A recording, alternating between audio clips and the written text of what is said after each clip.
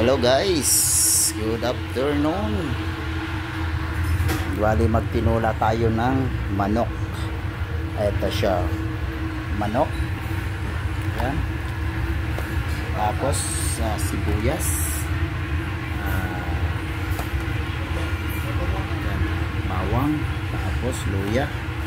At saka yung sili na dahon, papaya, tanglad, at saka sili na haba. Gisahan natin sa pagigisa. Ayan, mayroon na tayong mantika na mainit, bawang,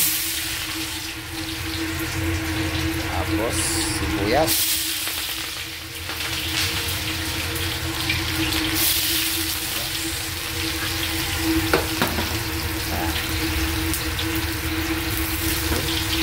so naka-prepare na lahat yan. Gawin natin.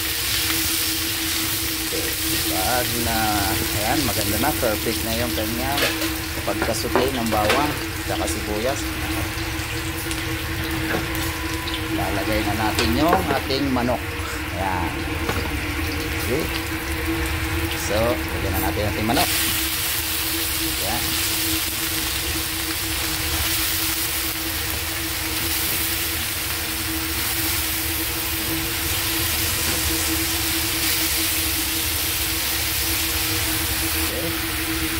Yan na manok natin, haluin natin para sabay-sabay silang maluto.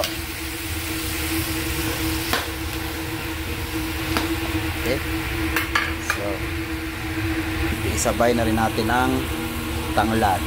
Yan, sabay na yan sa pagsusute. Okay, para mas pumasok ang lasa ng tanglad. Pampaalis po yan ng lasa ng manok. Yan, puhugasan natin ang papaya para maalis yung kanyang dagka. Ayan, hugasan na rin natin ang sili, dahon. Kailangan puro hugasan natin lahat ng mga gagamitin natin kasi galing sa palengke yan. So may tendency na mga kung saan saan dyan ang dumadapo, kung ano ng mga dumadapo. Okay, para malinis yung ating mga ingredients. So yan, marami na siya, nasuti na siya. Tawag sa probinsya nito ay nasangkotsa na, tawag sa Bicol. Okay, so ito, ilalagay na natin yung sabaw. Ayan, so ready na ako, may pinakulo na akong tubig para pag ibinuhos nyo, ready na siya, hindi na siya maghahabol ng init. Ito, bubuhusan na natin.